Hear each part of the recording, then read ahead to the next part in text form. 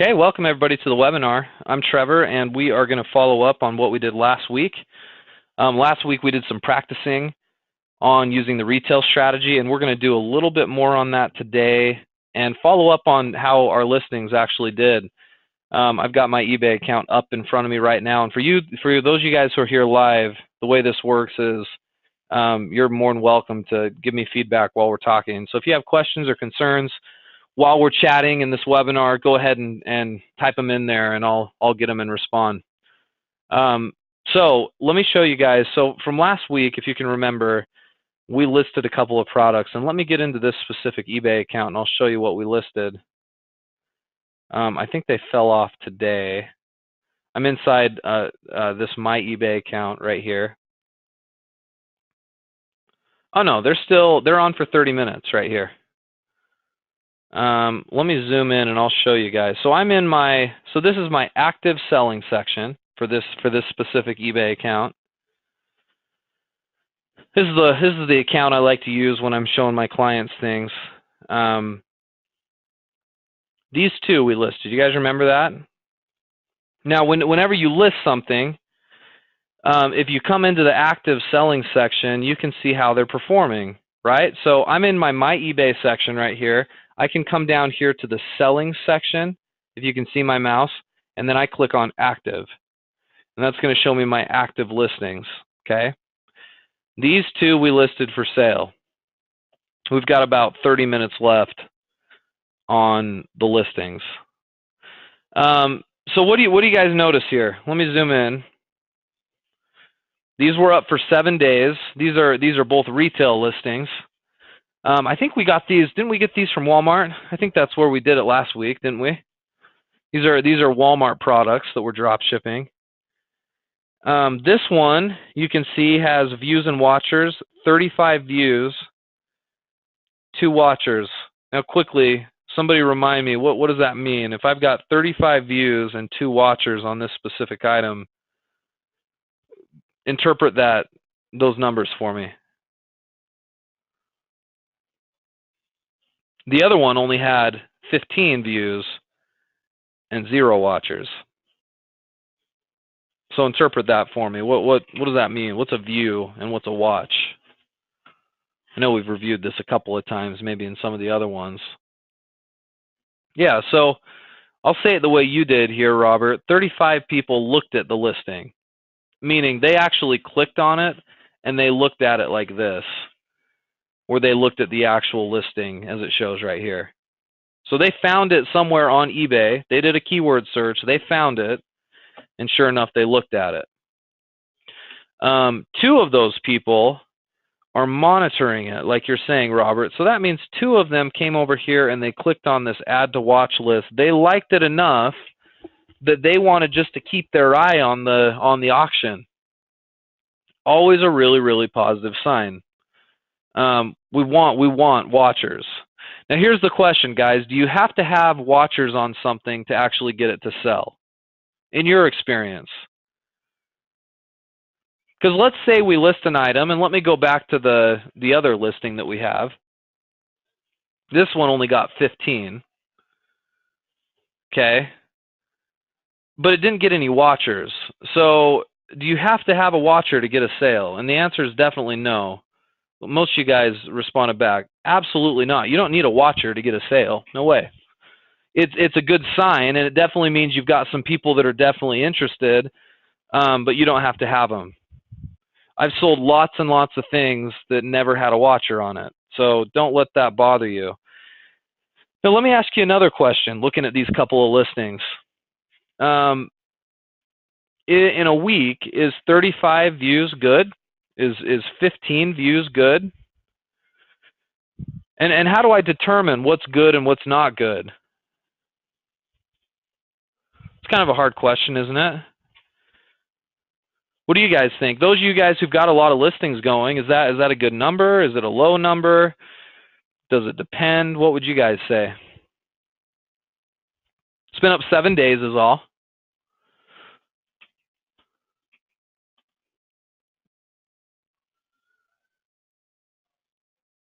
Sam, you say most of your sales are from items that have watchers on it. Okay, that's good to know. So, I mean, the overwhelming feedback I'm getting from you guys, I know you guys can't really see this. I'm seeing you guys chat this in, but the overwhelming feedback is it's okay. Maybe pretty average. Maybe we could do better on it. How many views do you need to actually close a sale, though?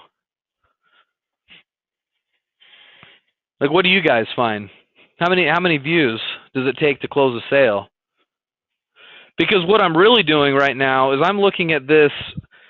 I mean, there's no question I would relist this one right here that got 35 and 2.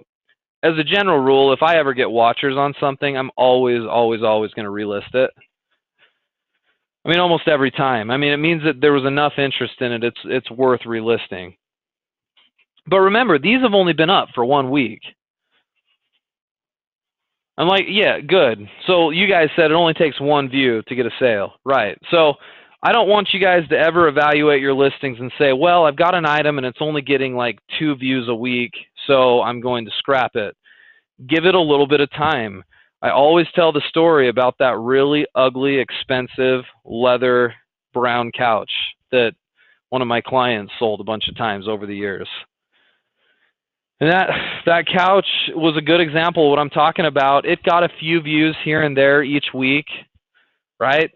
Never really got any watchers, and we looked at it, and I was always like, yeah, I think you should scrap it because it kind of looked like a crappy product, really.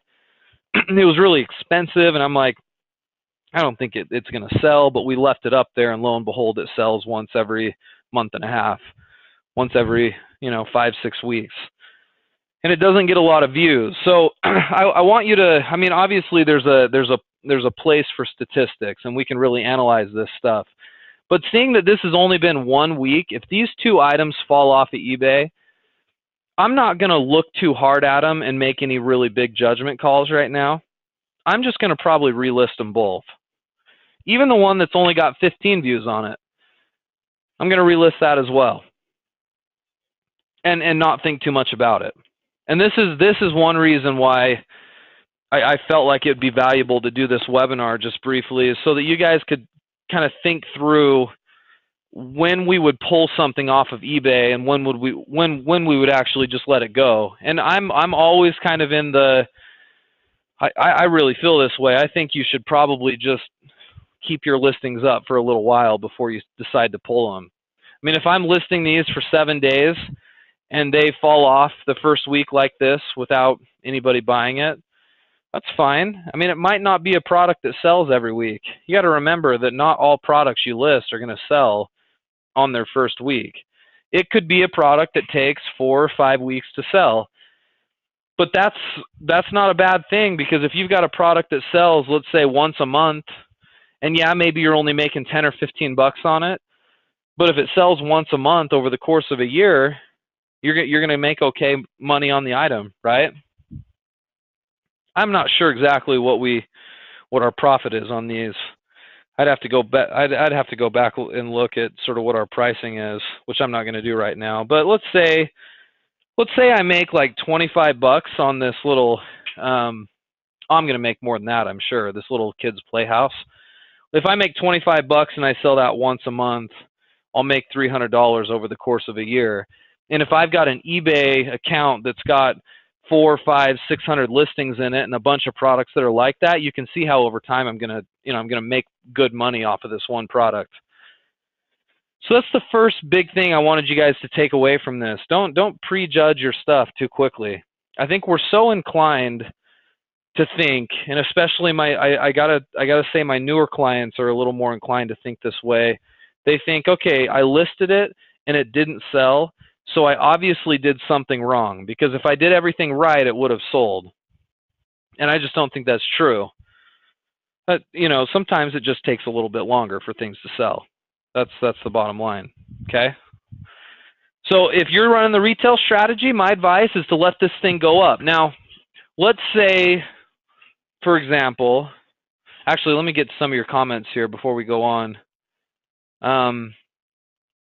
Yeah, Virginia, this is a good thought. Like, let's give it the benefit of the doubt. Virginia says maybe we're a little too early in the season. Possibly. I mean, it was snowing outside my house yesterday, right? We're in Utah, so we're in the mountains, so that happens a little bit in the spring. But the weather's still pretty cool out here. But this is definitely probably the very starting part of the season for this kind of stuff, so we should be more patient with it. Yeah, Ruth, you say you don't get thousands of views. Well, you got to remember some of these items that I've got 3 products listed here that show several thousand views. These have been up for a while, so you won't usually get thousands of views. That's for sure.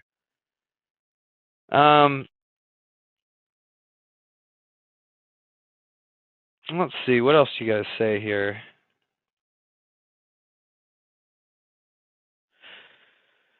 So Jacqueline raises an interesting point. So it's been a week, right? What would you guys recommend, some of you more seasoned sellers? Should I go and check on the price of this item? Or should I just relist it? Because in 7 days, a lot could have happened, right? The price could have dropped. It could have went up, maybe. The item may be out of stock, potentially. I would say it's worth a glance, for sure. And I found this on Walmart.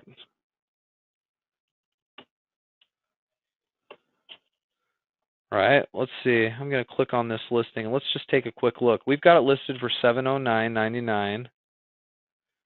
I'm going to copy this. This is the Walmart title right here. If I copy that and go paste it in Walmart, I should find it pretty easily.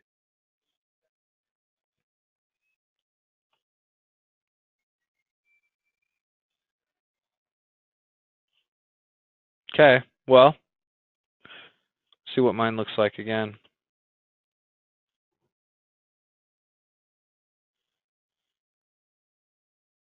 I think it's this one right here. Yeah. Although the picture is just slightly different. I think it's that one.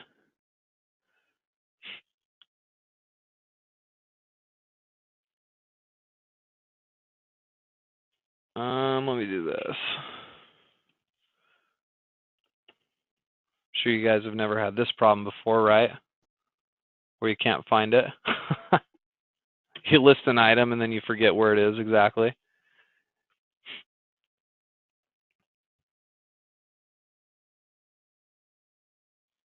I don't see the Tuscan. See, we're selling the Tuscan one. Tuscan cedar. And I'm not sure how different some of these are. Dayton cedar, Prescott cedar. I don't see the Tuscan. I'm going to go search for this real quick on Google Images or Google Shopping.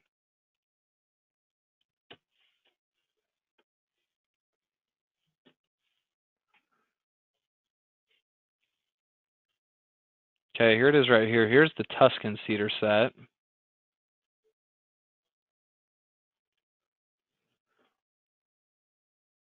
There we go. And look at that. What do you guys see there?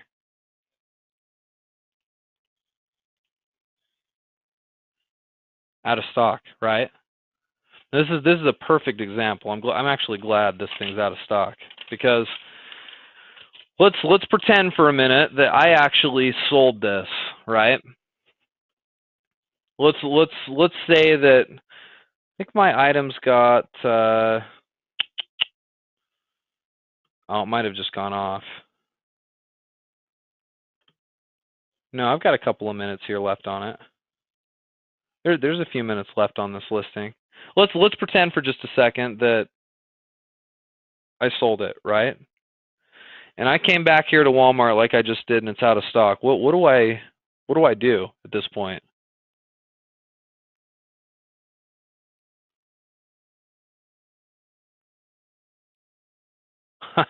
A lot of you guys are like, "Yep, I've got some experience with that. I've run out of stock before." You're looking at the one blaring weakness that you every once in a while will run into is you'll hit a wall and you'll run out of stock. Yeah, so I would say number one, especially on an item like this that's extremely in season, here's my best advice for you. I would actually get in touch with Walmart immediately. It sometimes depends on who you talk to, but this is the kind of thing that will be in stock one day and then out of stock the next. It's coming, like they're bringing in shipments weekly for this stuff. If it's a seasonal item, that's definitely happening. So I would reach out to them and see if I could find out when the next shipment was coming in.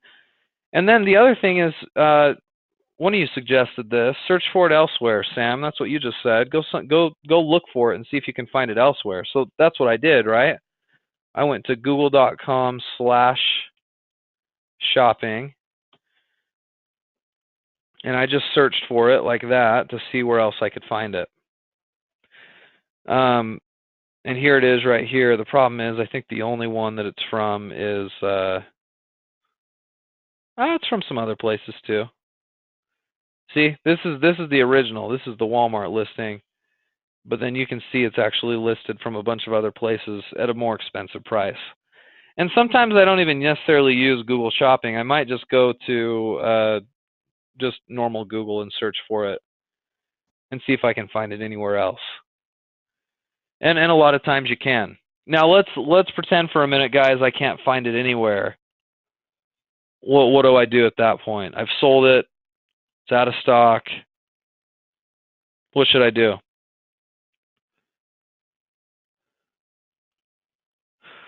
I would suggest you wait first before you do anything. Remember, even if you've chosen a 3-day handling time, which is what we're recommending you do, that would mean today doesn't even really count because it's a holiday. So you would have Monday. Monday would be your first business day. Tuesday, and then Wednesday. You'd probably have till Wednesday night to actually have this shipped out, have the order processed and shipped, which means I might actually wait a day. I might wait till tomorrow and just see, or check on it periodically and see if it gets back into stock. Because sometimes if you talk to Walmart, you'll talk to somebody who isn't very helpful, and they'll be like, "Oh, well, I don't know, check back. It's not in stock right now." They won't give you any information at all. And then lo and behold, you check the next day and it's back in stock. That kind of stuff happens all the time. All the time. But it could, because what we really don't want to do, guys, because worst case, if somebody buys it from me, I can always just refund them, right? I can send them an email and say, sorry, we just barely ran out of stock on this. It's been a really popular item. We've got your email. We'll message you the very minute it gets back into stock. And you can even say, I go as far as saying, hey, we went out online and we checked every vendor we possibly could and nobody has it. Not any other retail companies have it. So we'll get back to you as soon as we get it in. And sometimes people are happy with that. They appreciate the fact that you went the extra mile and did it. So actually, this is good. This is a good case study for us if something runs out of stock like that. And then here's the other alternative. Yeah, Ruth, you hit it on the head here. Find something that's similar. So you guys saw, look at my other options out of Walmart. As I was searching here, there's some of these that look very, very similar.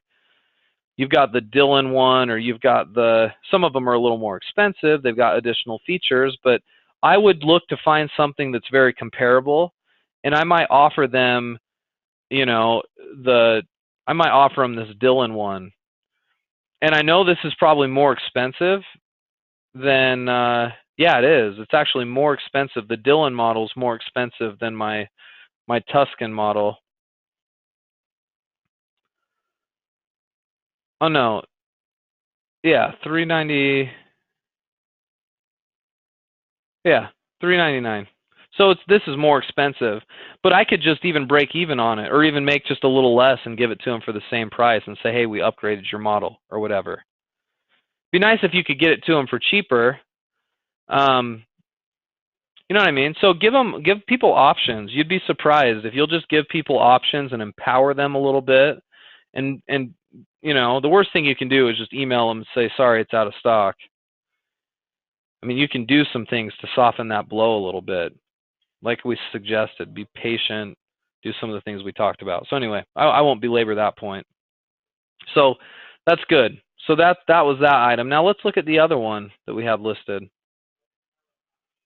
Let's check out this Playhouse. That'd be crazy if this was out of stock too.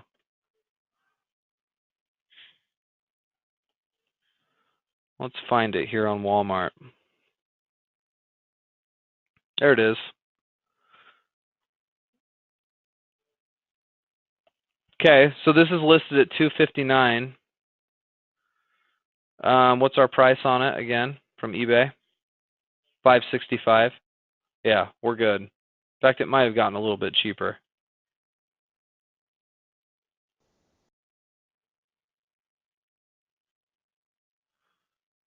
Okay, anyway. So there you have it, guys. That's still in stock. Yeah, it's always worth, for an eBay account, for those of you guys who are newer to this strategy, you really don't want to refund people a lot or cancel orders and refund, because eBay tracks the number of times you do that, and it can be detrimental to your account. So whenever you run out of stock on something, it is the one single blaring issue that can take place. I mean, it can happen to anybody who's in the retail business. But when you're in drop shipping and you don't have total control over your inventory, that's the one weakness. And when it does happen, it can hurt your account if it happens too much. It's bound to happen every once in a while, and eBay understands that. We just got to make sure that there's something called the defect rate, where we don't want our defect rate to be too high. And anyway, that's kind of a conversation for another time. But the rule here is do absolutely everything you can to fill that order before you send that email saying it's just out of stock and you've got to cancel it. Makes a big difference. Okay, cool. So so what I'll do in this case, let me go back to my eBay account again. I'd probably just relist this. And now it only got a few views, right? So maybe I could improve some things about it, but I'm not going to be overly critical. And this is a speed tactic for you guys. Don't be overly critical of your listings the first time around.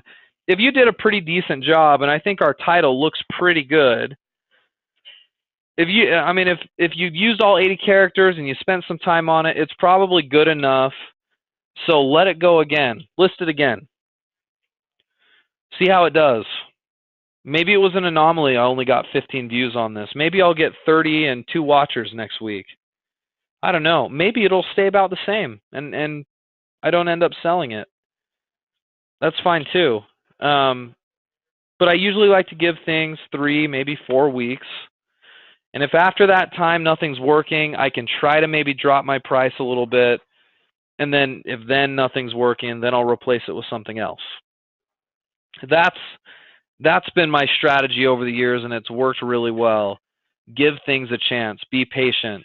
A lot of my clients, and this may have been you at one point, but you started listing and you got 25 or 30 items up, and your first week went by, and you maybe only sold an item, and the majority of your stuff didn't sell, and all of a sudden you're hitting the panic button like, oh no, what am I doing wrong? But and there may be some things you want to improve on, and that's why you want to work with your coach a little bit on your titles and on your product offering and what you're doing. But more often than not, it's like, hey, give it a little bit of time.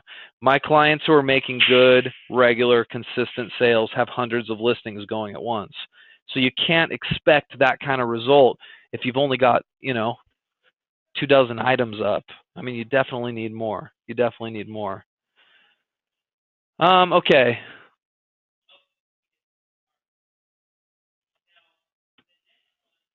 All right. So this is an interesting discussion. Virginia, you bring up something that happens every once in a while. For you guys who are here live, tell me if you can relate to this one. She says, what do you do when a supplier drags their feet beyond the 3-day handling time for you to get your tracking number? You've emailed the buyer several times but got no response.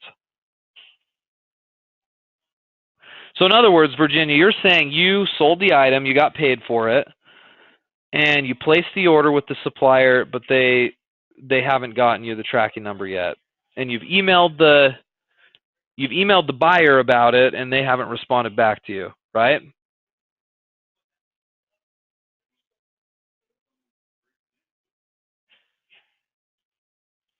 What have some of you guys done in that situation? It's always a little frustrating when the buyer doesn't get back to you.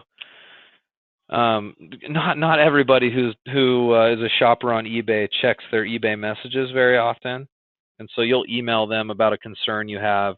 Like I sold something one day where, and this was my mistake, but I listed the product and it came in a bunch of different colors, and the person bought it and didn't specify the color, and I didn't think to make that a specific thing. So anyway, I wasn't sure what color to send, and so I emailed the buyer a bunch, and they didn't respond back to me. So finally, I was like, well, the main picture is black. I'm going to send you black, and I explained to them why, and I never heard back, and everything went okay. But you know, that stuff kind of happens every once in a while. So what do you do? It's a good question, Virginia. I would probably, I mean, sometimes there's nothing you can do, because if your supplier doesn't get you the tracking number, they may just, I mean, who knows? They may be slow in their processing. Maybe it hasn't actually shipped. I've had it to where every once in a while my supplier just didn't get me a tracking number, period, but it got shipped out. Doesn't happen often, but it does happen sometimes. Walmart has happened where they don't update their back-end system, so they actually do have a tracking number, but they just didn't email it out to you. So I always contact the buyer after a few days, or not the buyer, but the supplier after a few days, and just see where it's at. And if they can't get it to me, I let the buyer know, and that's all you can do. I mean, every once in a while you won't get your hands on a tracking number, unfortunately, but that should be the rare exception. And if you're working with a supplier who doesn't regularly give you tracking numbers, then you know you want to be careful about that for sure. Maybe use a different supplier. Anyway, all right, good. So I don't think I was gonna get on and maybe do a few listings with you guys. I don't think I will in this one. I think we've done enough with showing you how to do listings. I thought it just appropriate today to just look at the statistics and talk you through what I would do. And hopefully your takeaway is, don't think too hard about it. Just list it and see how it does again, and then just list it again. And if after maybe that third or fourth time it still hasn't sold, take a really good, careful look at the title. Maybe make some improvements on the title. Maybe check your pricing. If you can come off your pricing a little bit, maybe test that out. But after that, I mean, if it still doesn't sell, you may have a product that people just don't want, and that's fine. Replace it with something else. But don't get too analytical. Seriously, don't get in there and stress out because over the course of 7 days, nobody bought your product. It happens all the time. Have some confidence. Relist it and focus on getting more products up onto eBay. Okay? All right, so any other questions? I'm going to leave it open for questions for just a minute. We're going kind of short and sweet today. It's after all, it's a holiday today, right? I don't want to take up too much of your guys' time. We'll be covering something a little bit different next week, but hopefully this was helpful just for everybody to kind of go through the thought process of what happens after something falls off. I'll give you guys a minute to respond back, and then if nothing, we'll go ahead and finish up.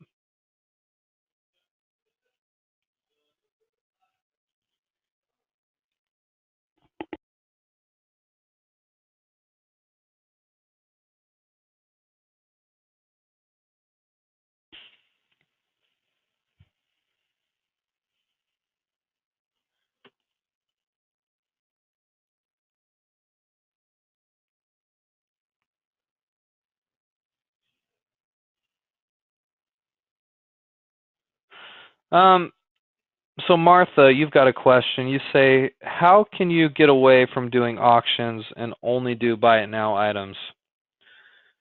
So Martha, once you get an eBay store, Most of my clients, after a month or so of kind of learning how to do this in the program, we get you onto an eBay store, and then on an eBay store, I almost exclusively have you do a lot of buy it now.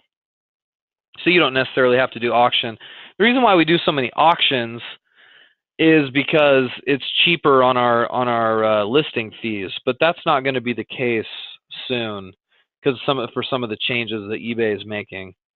Their spring update changed that a little bit. So the way to do it, if you really like the fixed price model on eBay, which I do, an eBay store is going to be the way you're going to want to go. Good question.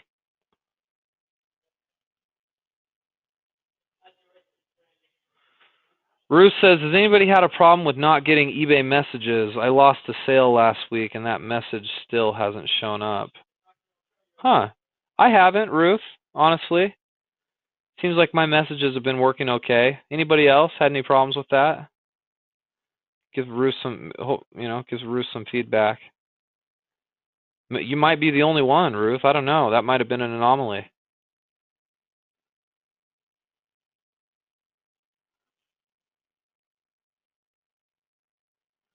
Oh, well, I appreciate that, Larry. Larry says, we sent you a nice survey response. Thanks for helping us be successful. You're welcome. You guys are doing great.